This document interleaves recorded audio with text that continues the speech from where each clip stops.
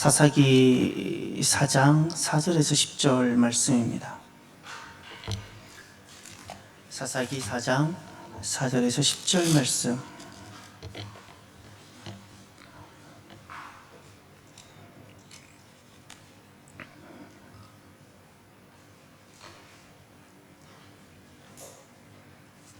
하나님의 말씀입니다. 함께 봉독합니다. 그때에 라피도스의 아내 여선지자 드보라가 이스라엘의 사사가 되었는데 그는 에브라임 산지 라마와 베델 사이 드보라의 종려나무 아래에 거주하였고 이스라엘 자손은 그에게 나아가 재판을 받더라. 드보라가 사람을 보내어 아비노함의 아들 바락을 납달리 게데스에서 불러다가 그에게 이르되 이스라엘의 하나님 여호와께서 이같이 명령하지 아니하셨느냐? 너는 납달리 자손과 스불론 자손 10,000명을 거느리고 다볼산으로 가라. 내가 야빈의 군대 장관 시스라와 그의 병거들과 그의 무리를 기송강으로 이끌어 내게 이르게 하고 그를 내 손에 넘겨주리라 하셨느니라. 바락이 그에게 이르되 만일 당신이 나와 함께 가면 내가 가려니와 만일 당신이 나와 함께 가지 아니하면 나도 가지 아니하겠노라 하니 이르되 내가 반드시 너와 함께 가리라.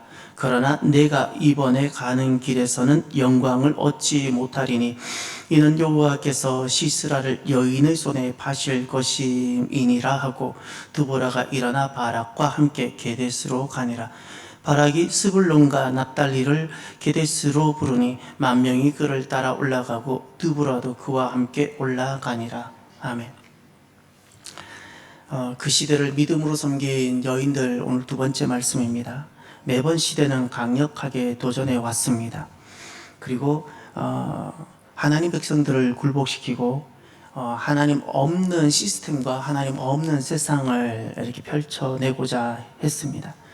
매 시대마다 시대들의 강력한 도전들, 그 도전들 앞에 당당하게 믿음으로 맞선 사람들이 있었고 그 사람들에 의해서 믿음은 여기까지 오늘까지 이어져 왔습니다. 오늘은 그 시대를 믿음으로 섬긴 두 번째 시간으로 드보라 시간입니다. 먼저 드보라, 그녀는 도대체 누구일까요? 먼저 드보라를 함께 관찰하고 살펴보는 시간을 먼저 가졌으면 좋겠습니다. 먼저 드보라는 누구일까? 2장 4절을 보실까요? 4장 4절. 4장 4절에 드보라가 처음 등장합니다. 그때에 라피도스의 아내 여선지자 드보라가 이스라엘의 사사가 되었는데 그는 에브라임 산지 라마와 베델 사이 드보라의 종려나무 아래에 거주하였고 이스라엘 자손은 그에게 나아가 재판을 받더라. 아멘. 이 4절과 5절에서 드보라가 누구인지를 자세히 알려주고 소개하고 있습니다. 5가지가 보입니까? 먼저 그분의 이름의 뜻을 찾아봅시다. 드보라는 누구이죠? 드보라는 히브리어로 벌이라는 뜻입니다. 벌, 그러니까 날아다니는 벌, 영어로 비, 벌입니다. 참 왜 사람에게 여인에게 이름을 꿀벌같이 꿀벌이라고 이렇게 지어주었는지 우리 입장에서는, 한국 사람들의 입장에서는 참 궁금합니다. 그런데 이 드보라라는 단어가 단순히 겉으로는 벌이라는 단어로 드보라가 벌이라는 꿀벌이라는 단어이지만 실제로 이 단어는 어디에서 근거해서 이 단어가 나왔는가 하면 드보라는 다바르에서 나왔습니다. 다바르는 말하다, 말씀을 전하다, 안내하다, 말하기 때문에 안내하기 때문에 통치하다. 이게 다 다바르라는 히브리어입니다. 이 히브리어에서 나온 단어가 그것의 명사형처럼 굳어진 것이 바로 드보라입니다. 드보라는 다바르에서 나온 단어입니다. 다시 말해서 그는 겉으로는 꿀벌이라는 이름으로 보이지만 실은 그 단어는 말하는 사람, 그 말씀으로 안내하는 사람, 그 말씀으로 다스리고 통치하는 사람이라는 뜻을 가지고 있는 이름입니다. 그것이 드보라입니다. 두 번째, 드보라는 어떤 사람인가요? 그는 결혼한 한 남자의 아내였습니다. 4절에 보면 라피도스의 아내에서 남편의 이름이 등장하고 그는 결혼한 여성이며 또 한 남자의 아내임을 알게 되고 가정이 있는 여인임을 보여주고 있습니다. 그는 아내와 어머니로서의 삶을 살아갑니다. 어쩌면 굉장히 지극히 평범한 여성처럼 보입니다. 그는 이와 같은 여성입니다. 세 번째, 다시 4절을 자세히 보면 그때의 라피도스의 아내 여선지자 드보라라 말합니다. 사사로 우린 알고 있지만 실은 사사이기 이전에 먼저 그는 선지자였습니다. 선지자라는 것은 말씀을 전한다는 뜻이 아닙니다. 말씀을 전하는 자 이전에 말씀을 받고 받은 말씀을 전하는 사람입니다. 쉽게 말하면 선지자는 정확하게 말하면 대사이고 통치자가 그에게 준 메시지를 그 나라의 리더에게 전해주는 사람이 대사인데 바로 선지자는 그와 같은 사람입니다. 자기의 아이디어와 자기의 좋은 어떤 것을 가르치거나 전하는 사람이 아니라 하나님의 말씀을 받고 받은 말씀을 전하는 사람. 하나님 보실 때 이 사람은 누구인가? 선지자였습니다. 하나님 말씀 앞에 서 있는 사람, 그 하나님 말씀 앞에 떠는 사람, 그리고 그 말씀을 전하는 사람, 그 말씀에 순종하는 사람. 드보라는 말씀의 사람이었고 말씀에 순종하는 사람이었습니다. 네 번째, 드보라는 어떤 사람이었을까요? 우리가 잘 알다시피 사사입니다. 도대체 사사를 어떻게 이야기하면 좋을까요? 사사는 그 시대의 통치 방식이었습니다. 쉽게 말하면 사사는 이렇게 생각하면 됩니다. 그 당시의 리더입니다. 이스라엘의 정치적, 종교적 리더입니다. 다스리는 사람입니다. 최고의 리더라는 겁니다. 이 드보라는 선지자이지만 그는 행정적으로, 정치적으로, 군사적으로 그는 최고의 리더입니다. 그리고 마지막 다섯 번째, 그가 도대체 어디에 살고 있습니까? 5절을 보십시오. 에브라임 산지 라마와 베델 사이 드보라의 종려나무 아래에 거주하였다. 살고 있는 지역이 나옵니다. 에브라임입니다. 에브라임 산지입니다. 라마와 베델 사이에 있었습니다. 에브라임은 이스라엘 12지파의 가장 중심되는 지역이고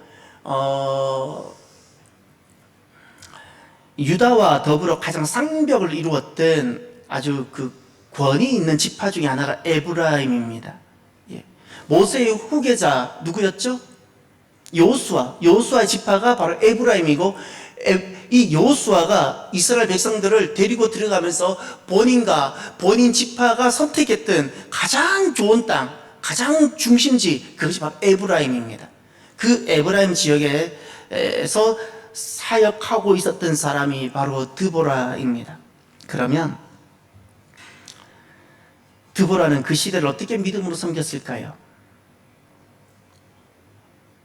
드보라는 어떻게 섬겼을까? 또 이 질문을 바꿔서 어떻게 하면 도대체 무엇이 그 어두운 시대를 믿음으로 섬길 수 있을까?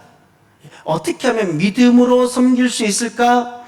오늘 이 드보라의 말씀을 보면서 우리가 어떻게 하면 그 어두운 시대를 믿음으로 섬길 수 있는지 드보라의 모습을 보면서 하나씩 살펴보기를 바랍니다.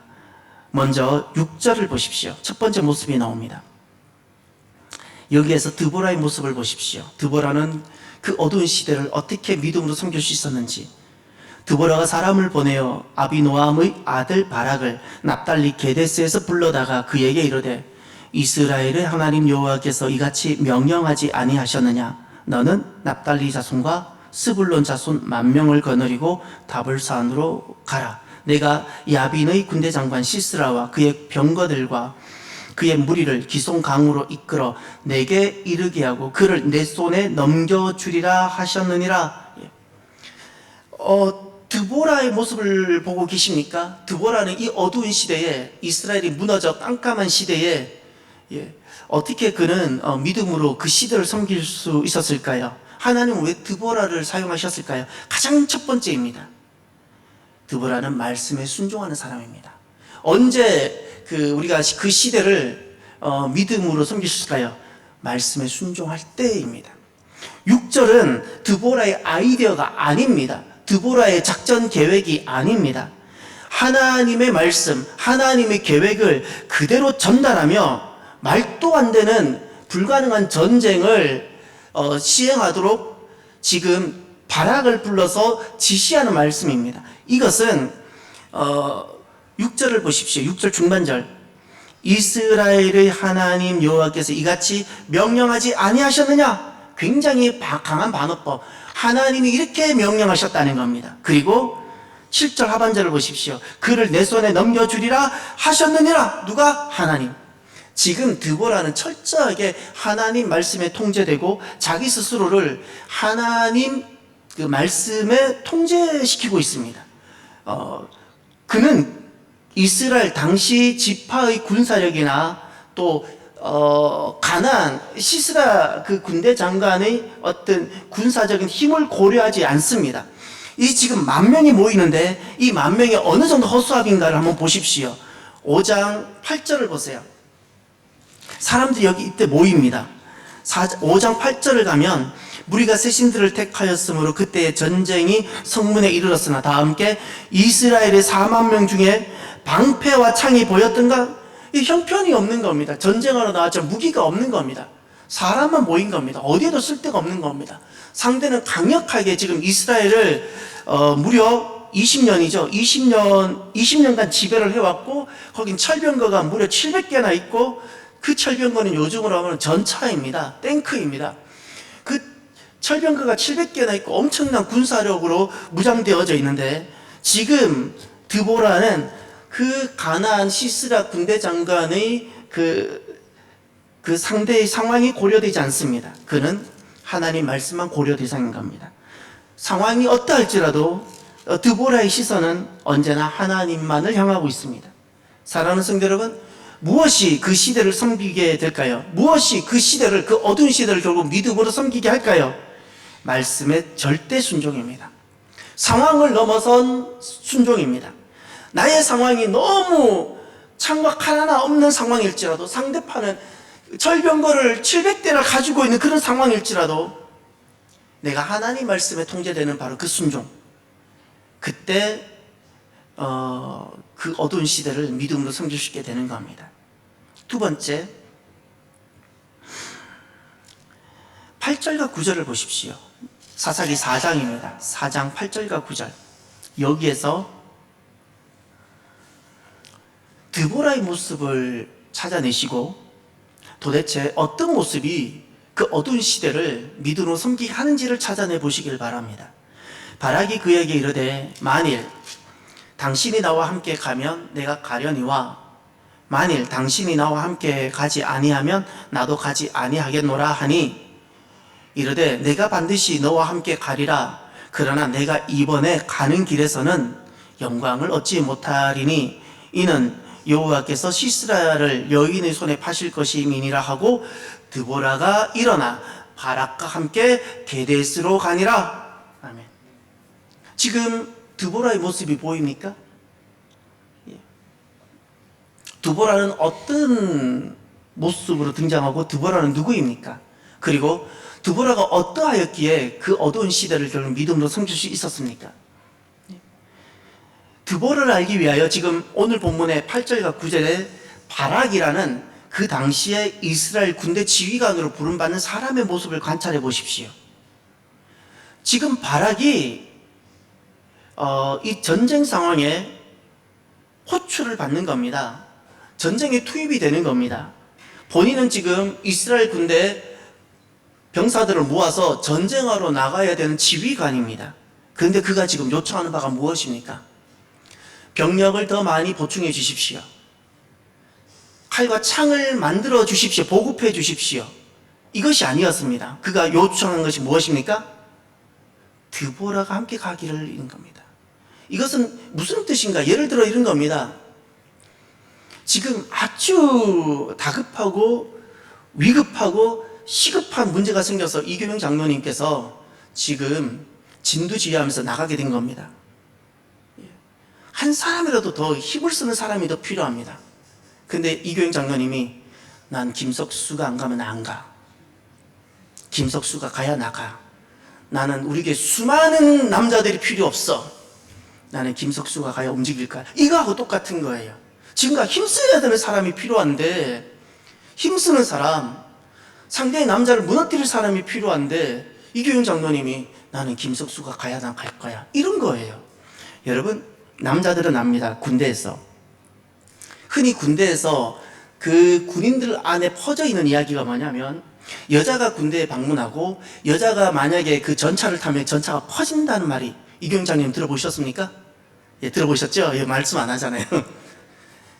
여자가 그 군에 와가지고 어떤 무기를 만지거나 뭘 탄다든지 하면 그 장비가 퍼진다라는, 여성들이 들으면 되게 불쾌할지 모르겠지만 그게 이렇게 퍼져 있어요. 저는 그게 왜 그런지 이해를 분명히 합니다. 왜 그런가 하면 군인은 조금이라도 정신이 흐트러지면 해이해지고, 그리고 정말 그 전쟁이라는 가장 어려운 그 임무 수행을 하지 못하게 되기 때문에 여성이라는 존재가 오게 되면 마음이 흐트러지는 겁니다. 실제로 여자가 전차를 탄다고 전차가 문제가 되고 퍼지는 게 아니라 그 전투로 이렇게 가득 문장되어 있는 그 남자들의 마음이 흐트러지기 때문에 문제가 되는 겁니다. 바로 그것 때문입니다. 아무튼 중요한 것은 전쟁에서는 여성이 할 수 있는 역할이 너무 제한되고 오히려 도움이 안 되는 경우가 너무 많습니다.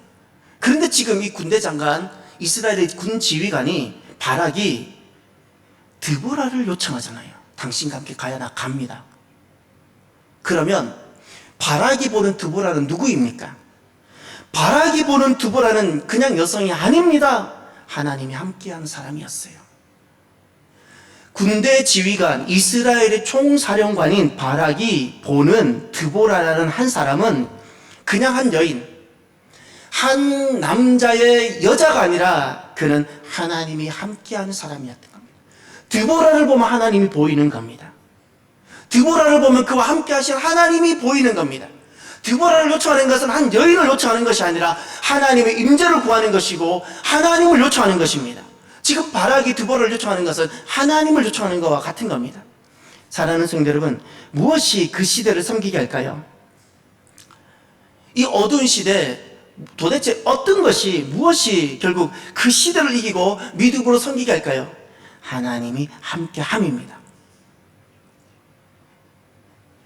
가정에서 부모란 존재는 우리가 자꾸 그 자리를 잃어버리는데, 좋은 것을 먹이고 좋은 학원을 보내면 부모의 사명을 다한 것이라고 천만의 만만의 말씀. 하나님이 함께함을 보여주는 존재가 부모입니다.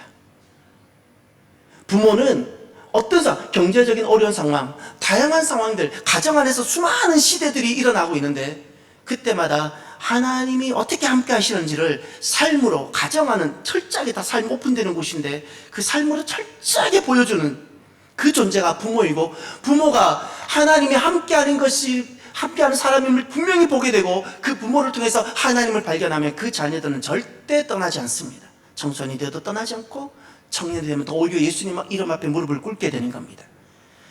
하나님이 함께하는 사람, 그 사람이 그 시대를 믿음으로 섬기게 됩니다. 세 번째입니다. 도대체 어떤 모습이 그 시대를, 그 어두운 시대를 그 믿음으로 섬기게 할까요? 17절을 보십시오. 17절에 보면 이 드보라 사건 안에 또 다른 한 여인이 등장합니다. 이 사사기 4장 드보라 편에는 여인 편이나 마찬가지입니다. 어떤 여인이 등장할까요? 시스라가 걸어서 도망하여 겐 사람 헤벨의 아내 야엘의 장막에 이르렀으니 이는 핫솔 왕 야빈과 겐 사람 헤벨의 집 사이에는 화평이 있습니다. 예.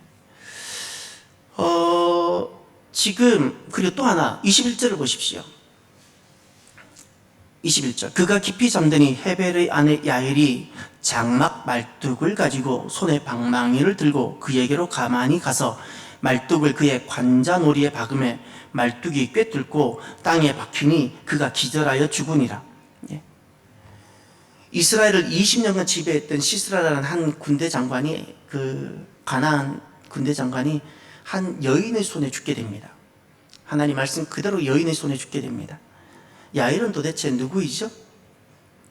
먼저 이것을 보셔야 됩니다.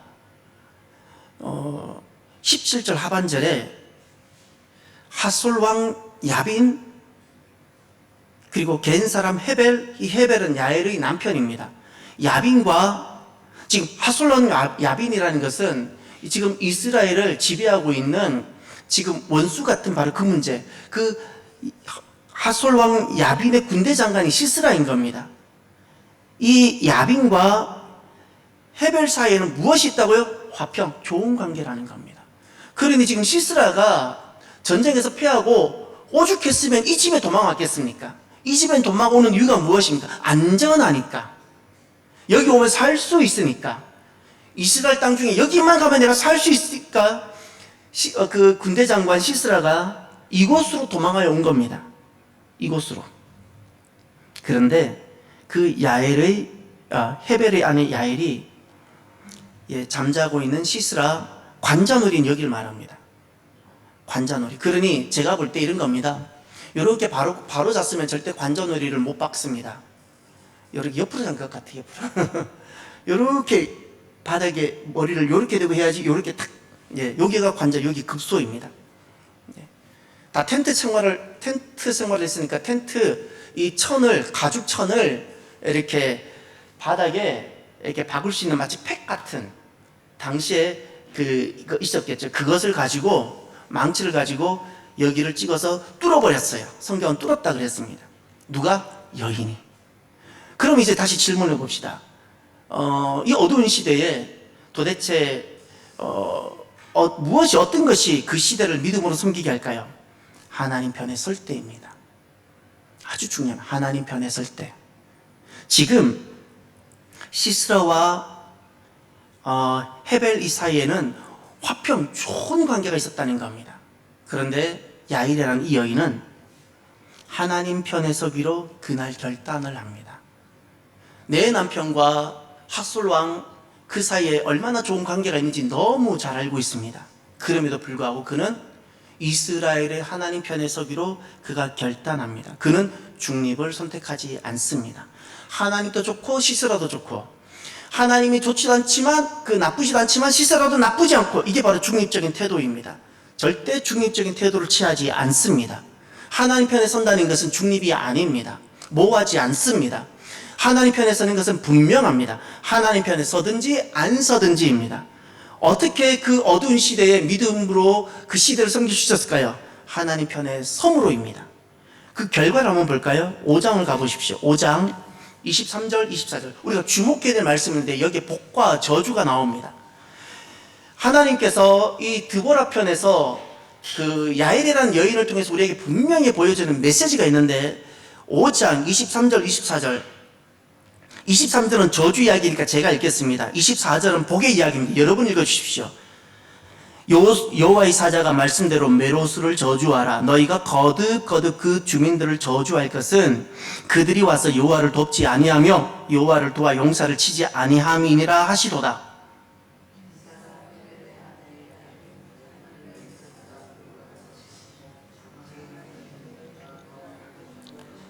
아멘. 여기 저주와 복이 나오죠? 별표 쳐두세요. 복과 저주입니다. 하나님은 선명하십니다. 무엇이 복이고 무엇이 저주인지, 어떤 삶이 저주의 삶이고 어떤 삶이 복된 삶인지를 하나님은 선명하게 말씀하셨습니다. 무엇이 저주이죠? 오늘 왜 메로스는 왜 저주 가운데 서겠죠? 그는 여호와를 돕지 아니하다. 돕지 않았다 그랬죠. 하나님 편에 서지 않았다는 겁니다. 하나님을 몰랐던 게 아닙니다. 하나님 편에 서지 않았어요. 야엘은 왜 복일까요? 그는 그가 하는 이 일이 너무나도 얼마나 위험하고 엄청난 화를 초래할 수 있음에도 불구하고 그는 결단합니다. 내가 하나님 편에 서기라고. 이스라엘 편에 서겠다고. 무엇이 복일까요? 여러분 잊지 마십시오. 사람은 지혜롭게 하나님도 버리지 않고 세상도 버리지 아니하고, 하나님도 버리지 않고 세상의 어떤 무엇도 버리지 않고 이렇게 적절하게 하는 것이 좋을 것 같죠. 천만, 그것이 저주라고 주님 말씀하셨어요. 메로스를 기억하십시오. 그리고 야엘을 기억하십시오. 메로스는 결국 저주가 되었습니다. 야엘은 그가 결국 복 있는 사람이 됩니다. 하나님 편에 서기로 결단하는 이것이 바로 복인 겁니다. 사랑하는 성도 여러분, 무엇이 그 시대를 믿음으로 섬기게 할까요? 하나님 편에 서기로 결정적인 결단을 하는 것입니다. 잊지 마세요. 본토, 친척, 아비집 모든 사상과 모든 배경과 모든 가치관, 모든 세계관 떠나야 됩니다. 그리고 그냥 하나님이셔야 됩니다. 내가 정말 거듭나면 이런 거 해야 됩니다. 그냥 하나님이셔야 됩니다. 하나님 편에만 서야 됩니다. 예, 그것만이 복입니다. 이 말이 틀렸는지 맞았는지를 결국 우리가 삶에서 마지막에 다 확인하게 될 겁니다. 그때는 늦었습니다. 믿음으로 꼭 지금 하나님 편에 서서 야일의 길을 걸어가는 복 있는 사람이 되기를 바랍니다. 네 번째 보십시오. 네 번째, 어떤 모습이 그 어두운 시대를 믿음으로 섬기는 모습일까요? 어디를 보시냐면 5장 6절 7절을 보십시오. 5장 6절 7절.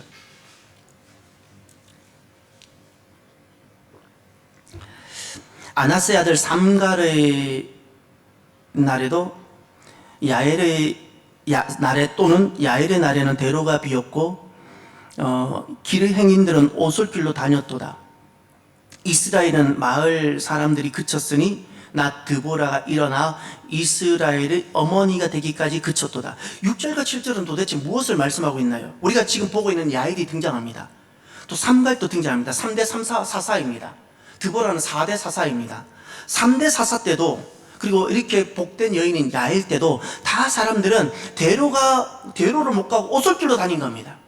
그런데 7절 보세요. 하반절.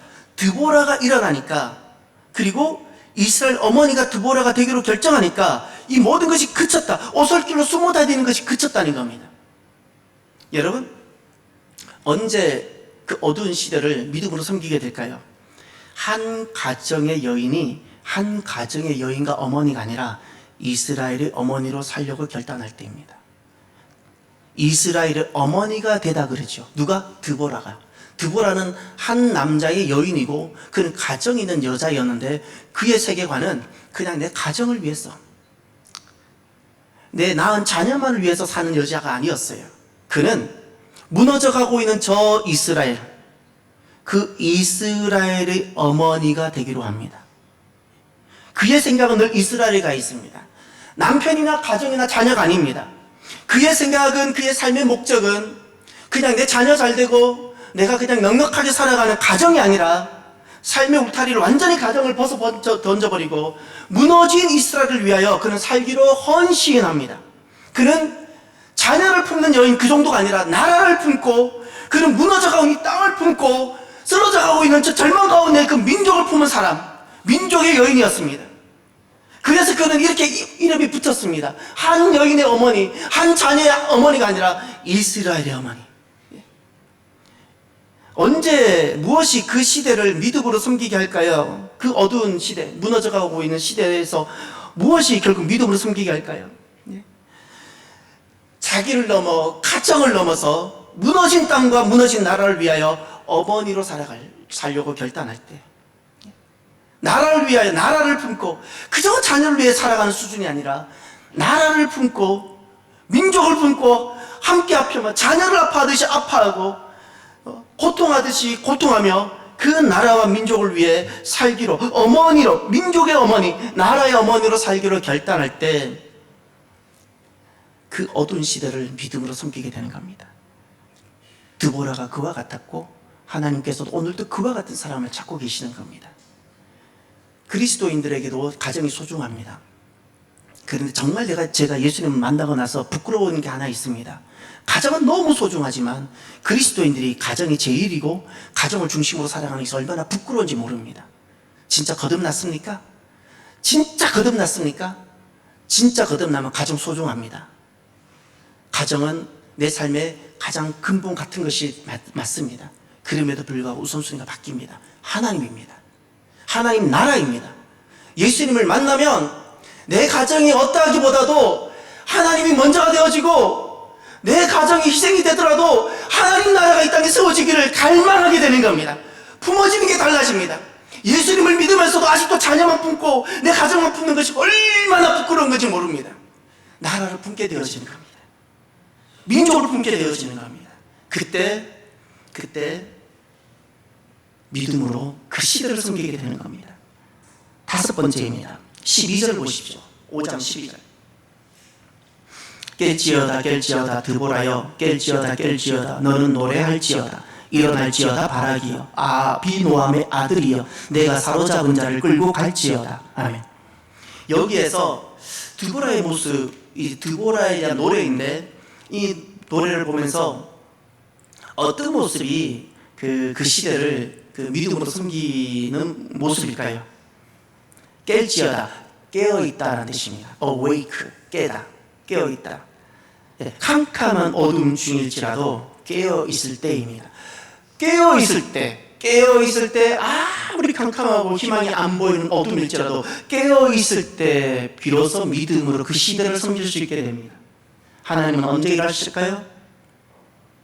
깨어있는 한 사람을 통해서입니다. 이 지금 이스라엘이 20년간 희망이 없었습니다. 그런데 깨어있는 한 사람, 그가 여인이든 그가 어린아이든 깨어있는 한 사람을 통하여 하나님은 이스라엘을 구원하시고 회복시키셨어요. 깨어있음입니다. 여러분, 그러면 우리가 깨어있다는 것이 무엇인지를 정리할 필요가 있습니다. 깨어있음은 무엇일까요? 너무나도 중요해요. 잠자지 않다라는 뜻입니다. 잠자지 않고, 잠자면 아무것도 모른다는 겁니다. 영적인 무지를 뜻합니다. 잠자지 않고 알다라는 뜻이 깨어있다는 겁니다. 그리고 또 깨어있다는 뜻은 무엇일까요? 시대를, 내가 지금 서 있는 시대를 하나님의 관점과 하나님의 눈으로 보고 알다라는 뜻입니다. 이 시대를 해석하는데 아무리 공부를 많이 할지라도 하나님에 대한 세계, 기독교 세계, 하나님의 통치, 하나님의 경륜, 그거 전혀 없이 정치를 해석하고 경제를 해석하고 잠자고 있는 겁니다. 하나님의 눈과 하나님의 심정과 하나님의 관점, 기독교 세계를 가지고 이 시대를 볼 때 그것이 바로 깨어있는 겁니다. 그것이 깨어있는 것이고, 또 깨어있음이라는 것은 이런 겁니다. 하나님을 전적으로 신뢰하며 의지하는 것, 이것이 깨어있음입니다. 드보라는 정말 캄캄한 어둠 중에 깨어있는 1인이었습니다. 하나님은 그를 여성으로 보는 것이 아니라 깨어있는 사람으로 보았습니다. 당시 수많은 사람이 있음에도 불구하고 하나님은 깨어있는 그 사람, 그가 여인일지 누구일지 관계없이 깨어있는 한 사람을 손을 붙잡으시고 하나님의 모든 구원 역사를 이루셨습니다. 사랑하는 성도 여러분, 무엇이 그 시대를 믿음으로 섬기게 할까요? 깨어있음. 깨어있음. 어머니입니까? 깨어있어야 됩니다. 가정 안에서 깨어있어야 돼요. 언제 가정이 잠자고 있을까요? 돈이 아무리 많아도, 내 자녀가 지금 뭔가 다 잘 되는 것 같아도 하나님의 관점을 잃어버렸을 때 잠자는 겁니다. 하나님의 심정을 잃어버린 어머니, 잠자는 겁니다. 잠자는 겁니다. 이 시대를, 지금 이 가정의 상황을 기독교 세계와 하나님의 눈으로 보지 못하는 것이, 그리고 이 가정에 일어나는 모든 상황을 전적으로 하나님을 신뢰하며 나가지 못하는 것이 다 잠자는 겁니다. 깨어있는 것만이 믿음으로 섬기는 겁니다. 끝으로 마지막 6번째입니다. 드보라를 통해서 무엇이 그 시대를 믿음으로 섬기는지를 보여주고 있습니다. 사사기 5장 마지막 절을 보십시오. 드보라의 말씀이 사사기 4장 5장으로 끝나는데 마지막 절 31절을 보십시오. 참 아름다운 말씀으로 끝납니다. 여호와여, 주의 원수들은 다 이와 같이 망하게 하시고 주를 사랑하는 자들은 해가 힘있게 도듬갑게 하시옵소서 하니라. 그 땅이 40년 동안 평온하였더라. 아멘. 너무 복되지 않습니까? 오늘 이 31절이 사랑하는 성도 여러분들의 가정과 사랑하는 조국 대한민국에 있게 되어지기를 바랍니다. 언제 이 어두운 시대를 믿음으로 섬길 수 있을까요? 하나님을 전심으로 사랑할 때입니다. 하나님 보시는 드보라는 누구일까요? 하나님을 사랑하되 전심으로, 가정을 넘어서, 자녀를 넘어서, 남편 사랑하는 그 사랑을 넘어서 하나님을 전심으로 사랑하는 사람, 시대를 섬기는 사람들의 공통점이 있습니다. 하나님을 뜨겁게 사랑하는 사람들이었습니다. 죽음도 막지 못하는 사람이었고, 어떤 희생과 헌신도 아까워하지 않는 사람들이었습니다. 이것이 시대를 섬기는 사람들의 공통점, 하나님을 전심으로 사랑하는 사람들이었습니다. 하나님은 그들을 어떻게 만들어 주셨습니까? 그들을 해가 힘있게 도둠같게 해 주셨습니다. 해가 힘있게 도둠이라는 것은 일출을 기억하십니까? 캄캄한 어둠에 해가 저기에서 붉은 해가 떠오르는 겁니다. 햇볕이 쫙 구름 사이로 쫙 뻗어나가죠. 이것이 바로 이 장면입니다. 다 어둠이, 빛이 가는 것은 다 어둠이 끊어지고 이제 물러나고 빛으로 충만하고 그리고 그 빛이 가는 모든 것이 다 살아나고, 하나님께서는 하나님을 사랑하는 자를 이렇게 해가 힘있게 도둠같이, 그 누구도 막지 못하는 힘있게 도둠같이 이렇게 만들어주시고, 또 하나 31절 마지막을 보십시오. 그 땅이 40년 동안 평온하였더라. 평온, 이 단어는 히브리어 오더를 보면 쉼이라는 뜻입니다. 샬롬과 전혀 다른 뜻입니다. 쉼, 고통이 많았어요. 가나안 지배로 인해서, 하솔 왕 지배로 인하여 너무 고통이 많았고 20년간 지배를 받았어요. 그런데 그 모든 고통이 끊어지는 겁니다. 안식, 하나님을 전심으로 사랑할 때 하나님 우리의 삶에 쉼과 안식을 가져다 주시는 겁니다. 사랑하는 성도 여러분, 무엇이 그 시대를 믿음으로 섬기게 할까요? 오늘 드보라라는 한 여인을 보았습니다. 여인으로 보입니까? 아닙니다. 그는 하나님을 사랑하는 사람입니다. 말씀에 순종하는 사람, 말씀에 순종하는 사람, 그는 하나님을 사랑하는 사람, 하나님 편에 서기를 결단하는 사람. 매 시대마다 믿음으로 섬기는 사람들이 있습니다. 오늘 드보라를 기억하십니까? 그는 깨어 있었습니다. 그는 이스라엘의 어머니로 살기로 결단합니다.